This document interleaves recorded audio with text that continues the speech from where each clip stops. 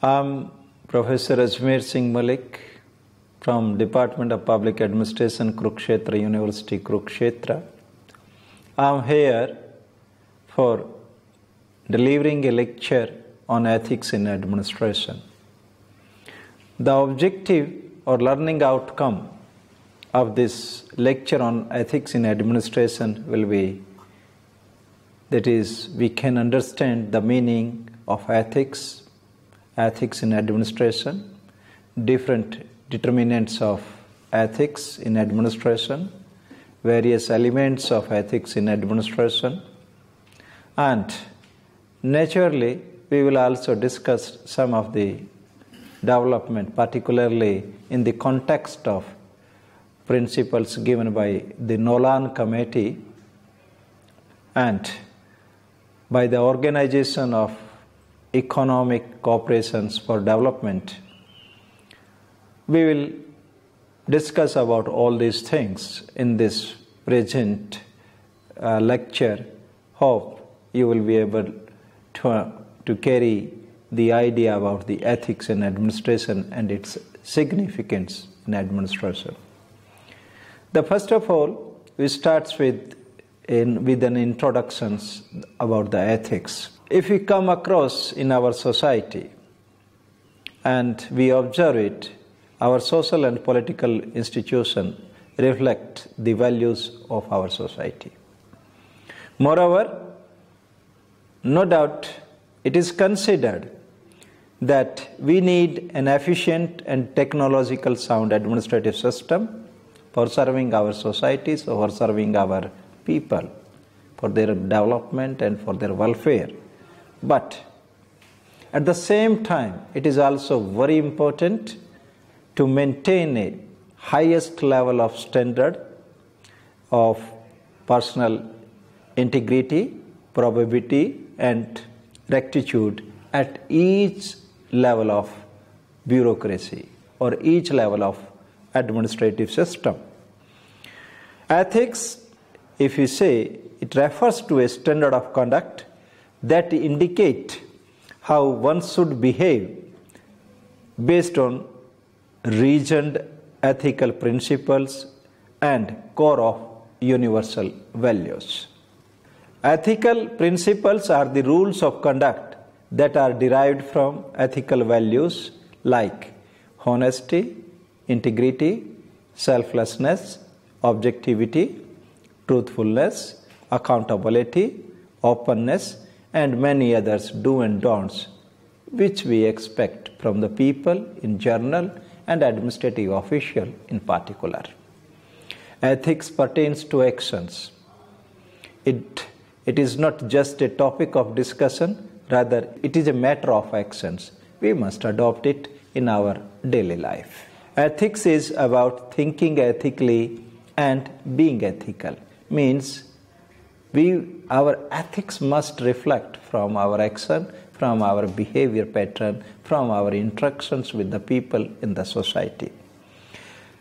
Normally, it is considered ethics and good governance support each other. I am not saying that those are interrelated with each other, rather they are supportive to each other. Without ethics, good governance cannot be expected, and if there is not good governance, naturally it is difficult to maintain ethics in the social life as well as in the administrative systems. Ethics regulate the conducts and behavior of public employees. Since we are concerned about the public administrative system, that's why we are focusing on the public officials. And therefore, the ethics try to or attempts to regulate the conduct of public employees and maintain and promote mutual trust between them and citizen. That is very significant for the good governance as well as for the better government. Ethics in administration essentially refers to customary values and rules of conduct in public administration.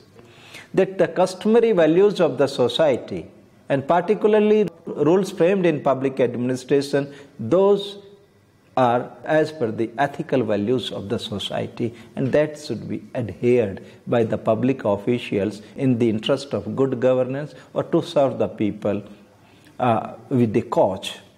Now, we turn to the specific meaning of what is ethics. The discussion is somewhat philosophical, but I'll try to explain all these things in simple sentences.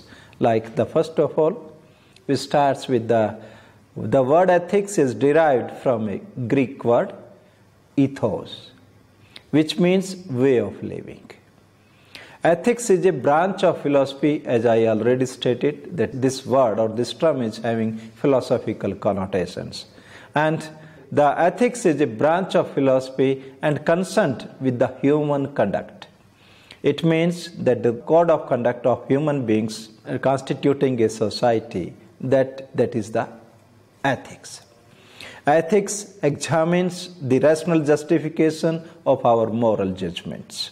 It studies or differentiates what is morally right or wrong, just or unjust. It defines the pattern how individual in society needs to interact with each other. Ethics is a set of standards that society places on itself for determining the behavior, choices, and actions of the individual constituting it. Means these are the three important things. The behavior, choices, and actions of the individual as well as of the society are or should be as per the set of standards laid down, and that is the ethics. The set of standards are usually expressed do's and don'ts, and in the form of rights, obligations, benefits, fairness, or some specific virtues. Chester Bernard described ethical conduct as governed by belief or feeling of what is right or wrong, regardless of self-interest or immediate consequences of a decision to do or not to do.